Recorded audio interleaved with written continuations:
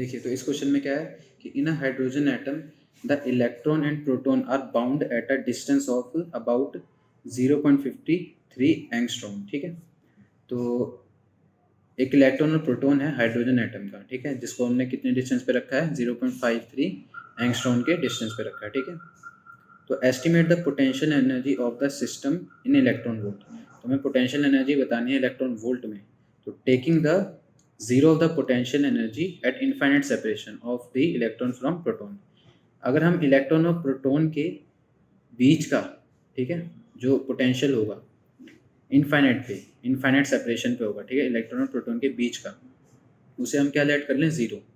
तो potential energy क्या होगी इस डिस्टेंस पे। ठीक है, ठीक है, तो देखिए अगर हम डायग्राम बनाए, ठीक है, अगर हम डायग्राम बनाते हैं तो यहाँ में क्या पता चलता है कि एक बीच में प्रोटॉन है, ठीक है, और इसके चारों तरफ एक इलेक्ट्रॉन रिवॉल्व कर रहा है। ठीक है, एक इलेक्ट्रॉन रिवॉल्व कर रहा है, जैसे हमने ई बता नाम दे दिया, और इनके बीच का डिस्टेंस कितना है, 0.53 एंगस्ट्रॉन डिस्टेंस है। ठीक है, और अगर इनके पोटेंशियल को इनफाइनाइट पे अगर हमने इनका पोटेंशियल, ठीक है, ये इनफाइनाइट डिस्टेंस है, यहाँ पे अगर हमने पोटेंशियल की वैल्यू जीरो रख दी, ठीक है, यहाँ अगर हमने पोटेंशियल की वैल्यू जीरो रख दी, तो यहाँ तक का पोटेंशियल क्या होगा, ठीक है, यहाँ तक का पोटेंशियल कितना होगा, हमें ये बताना है यहाँ पर। ठीक है, चलिए, तो सबसे पहले जो हमें गिवन है हम वो लिखते हैं।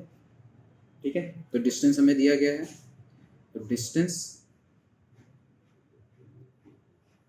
बिटवीन इलेक्ट्रॉन एंड प्रोटॉन, ठीक है, ई एंड पी मतलब इलेक्ट्रॉन एंड प्रोटॉन, इनके बीच का डिस्टेंस 0.53 एंगस्ट्रॉम। ठीक है, तो देखिए तो यहाँ का डिस्टेंस क्या हो जाएगा, 0.53 इंटू 10⁻⁻10 मीटर का डिस्टेंस हो जाएगा।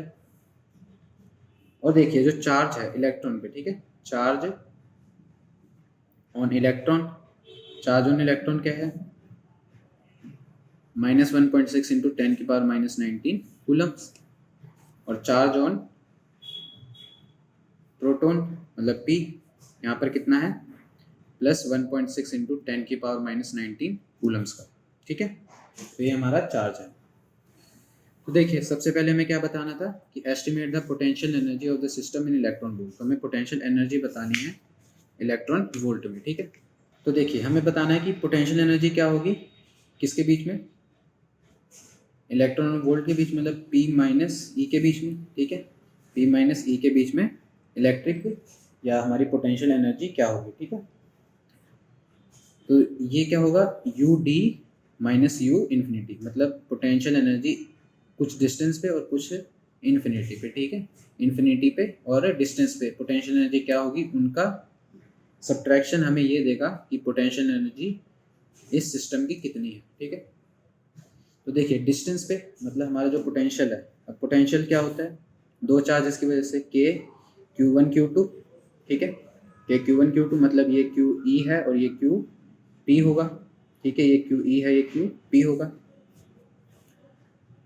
अपॉन D, और माइनस इन्फिनिटी पे हमने कितना पोटेंशियल लेट किया है, जीरो लेट किया है। ठीक है, P माइनस ई पोटेंशियल यहाँ पर। तो देखिए अगर हम पोटेंशियल यहाँ निकालें या हम अपनी पोटेंशियल एनर्जी निकालें तो यहाँ क्या होगा, K की वैल्यू 9 इंटू 10⁻⁹, QE मतलब -1.6 इंटू 10⁻⁻19, ठीक है, और QP मतलब हमारा 1.6 इंटू 10⁻⁻19, और डिस्टेंस हमारा कितना है 0.53 इंटू 10⁻⁻10 मीटर्स का। ठीक है, तो देखिए हमें आंसर किस में चाहिए, इलेक्ट्रॉन वोल्ट में। तो हम कह सकते हैं कि 1 इलेक्ट्रॉन वोल्ट की वैल्यू क्या होती है, 1.6 इंटू 10⁻⁻19, ठीक है, जूल्स के बराबर होती है। ठीक है, जूल्स के बराबर होती है। तो यहाँ जो एनर्जी होगी तो यू पी माइनस ई हम यहाँ कह सकते हैं कि 9 इंटू 10⁻⁹ इंटू -1.6 इंटू 10⁻⁻19 और 1.6 इंटू 10⁻⁻19, और डिवीजन में था 0.53 इंटू 10⁻⁻10, और डिवीजन में यहाँ इलेक्ट्रॉन वोल्ट में वैल्यू चाहिए तो यहाँ जगह 1.6 इंटू 10⁻⁻19 डिवाइड हो जाएगा। ठीक है, तो देखिए यहाँ पे ये दोनों सेम है, ये कैंसिल आउट हो गए। अब देखिए 10⁻⁻10 है और ये जब ऊपर जाएगा तो ये 10 की पावर -19 बन जाएगा, मतलब इससे ये वैल्यू कैंसिल आउट हो गई। ठीक है, तो जो u, तो मतलब जो u हमारा पोटेंशियल P माइनस ई होगा, इसकी वैल्यू जो होगी सॉल्व करने पे हमें क्या मिल जाएगी, -27.2 इलेक्ट्रॉन वोल्ट। ठीक है, ये हमारा क्या आ गया, पोटेंशियल एनर्जी आ गई सिस्टम की। ठीक है, जहाँ पे हमारा प्रोटॉन और इलेक्ट्रॉन के बीच का कुछ डिस्टेंस है। अब देखिए इसी का एक बी पार्ट था कि बी पार्ट में हमें बोला गया कि जो काइनेटिक एनर्जी है, ठीक है, काइनेटिक एनर्जी वो क्या है, पोटेंशियल एनर्जी के हाफ। ठीक है, तो जो काइनेटिक एनर्जी होगी उस पोटेंशियल एनर्जी के हाफ होगी, मतलब हम कह सकते हैं कि मैग्नीट्यूड के हाफ होगी। ठीक है, मतलब काइनेटिक एनर्जी ऑफ, ठीक है, ऑफ इलेक्ट्रॉन क्या होगा, क्योंकि इलेक्ट्रॉन कैसा है, मूविंग है। ठीक है, क्योंकि मूविंग चार्ज है इलेक्ट्रॉन, तो half magnitude of potential energy. ठीक है, half magnitude of potential energy, मतलब हम कह सकते हैं कि हाफ -27.2 का मैग्नीट्यूड, और इसे हम सॉल्व करें तो हमारे पास आंसर आएगा 13.6 इलेक्ट्रॉन वोल्ट। ठीक है, तो ये हमारे पास काइनेटिक एनर्जी आ जाएगी। ठीक है, काइनेटिक एनर्जी आ गई। हमें यहाँ बताना है कि टोटल एनर्जी कितनी होगी। ठीक है, टोटल एनर्जी कितनी होगी, तो टोटल एनर्जी हमारे पास कितनी लगी है यहाँ पर। ठीक है, टोटल एनर्जी कितनी लगी,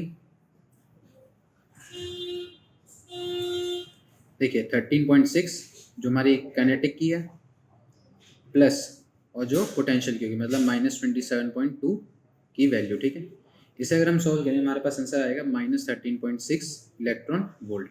तो टोटल एनर्जी हमारी किस में आई है, नेगेटिव में।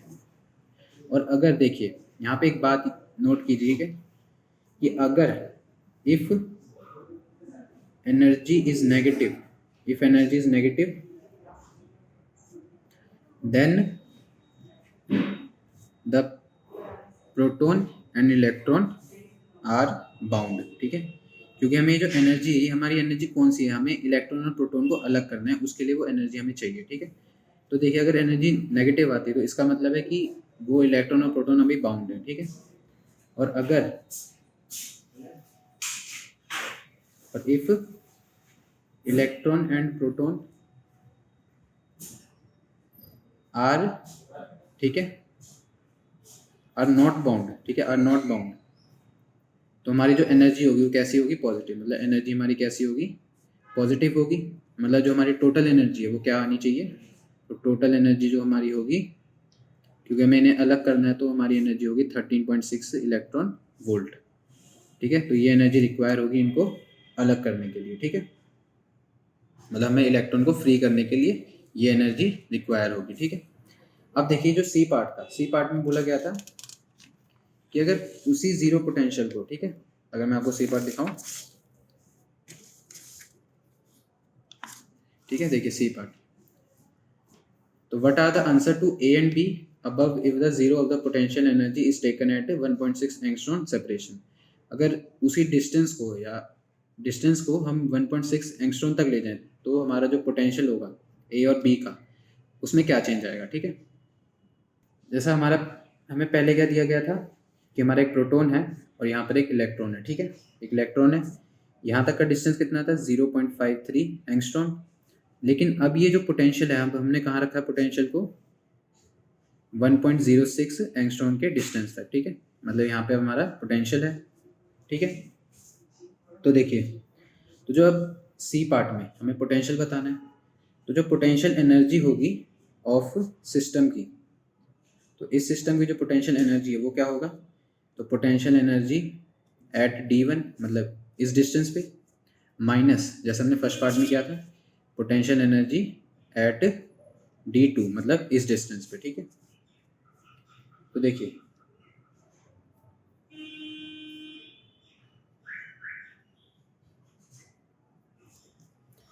तो देखिए यहाँ पे जो हमारा D1 होगा, ठीक है, जो हमारा D1 होगा, तो D1 में क्या है कि जो हमारा 1.06 एंगस्ट्रॉन है, ठीक है, इसकी वैल्यू क्या होगी 1.06 इंटू 10 की पावर -10।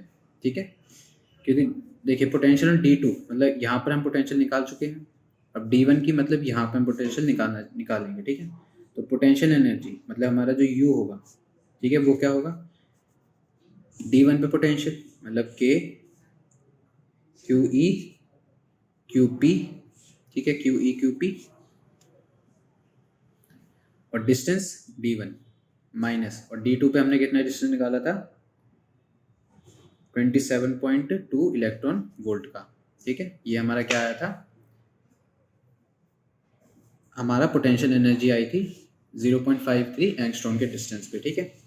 तो देखिए यहाँ पे जो U होगा वो क्या आ जाएगी 9 इंटू 10⁻9 इंटू -1.6 इंटू 10⁻−19, और QP की वैल्यू 1.6 इंटू 10⁻−19, ठीक है, और -27.2 इलेक्ट्रॉन वोल्ट,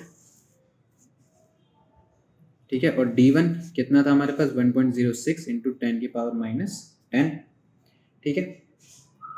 तो देखिए जैसे यहाँ पर भी हमारा 1 इलेक्ट्रॉन वोल्ट कितने के बराबर है 1.6 इंटू 10⁻19 जूल्स के। जो ये वैल्यू है, ठीक है, ये वैल्यू जो है इसको हम क्या करेंगे, मतलब U को हम क्या यहाँ पे सॉल्व करेंगे 9 इंटू 10⁻9 -1.6 इंटू 10⁻19 1.6 इंटू 10⁻19, और यहाँ पर जो ये वैल्यू है 1.06 इंटू 10⁻10 किससे डिवाइड कर देंगे, जूल से, मतलब 1 इलेक्ट्रॉन वोल्ट से।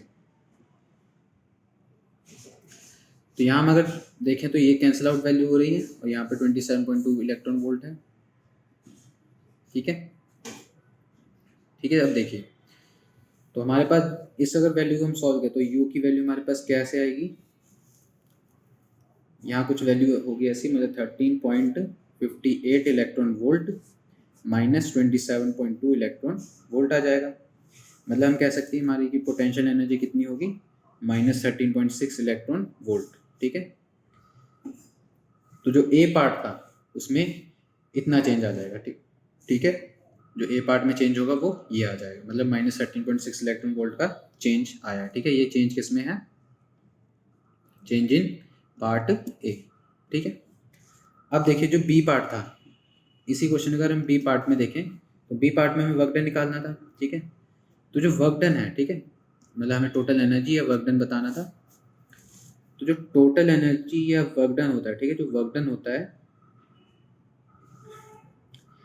जो वर्क डन है वो क्या रहेगा, अनचेंज रहेगा, ठीक है। वर्क डन जो रहेगा वो अनचेंज रहेगा, चाहे चार्ज, क्योंकि देखिए चार्ज की वैल्यू वही है, ठीक है, क्योंकि इलेक्ट्रॉन और प्रोटॉन की बात हो रही है, तो एनर्जी उतनी ही लगेगी जितनी पहले लग रही थी, ठीक है। तो वर्क डन क्या रहेगा, अनचेंज रहेगा इस पार्ट में, ठीक है। तो ये हमारा यहाँ का आंसर था। इससे आसान सॉल्यूशन और कहीं नहीं।